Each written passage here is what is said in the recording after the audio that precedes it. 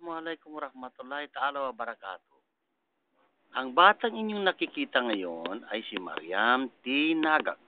Ipakikita niya sa atin dito ang tungkol sa istorya, ang kwento patungkol kay Tipaklong at ng mga dahon.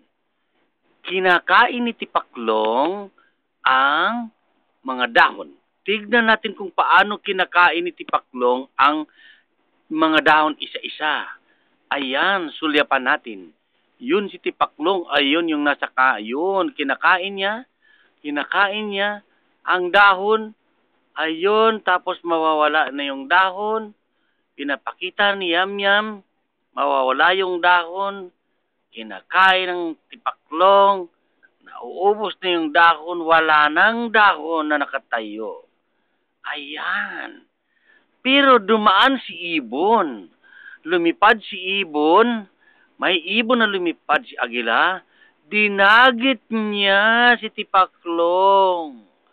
Kinain ni Ibon si Tipaklong, nawala na si Tipaklong. Nakaganti na ang mga dahon. Palakpakan natin si Yamyam. Yay!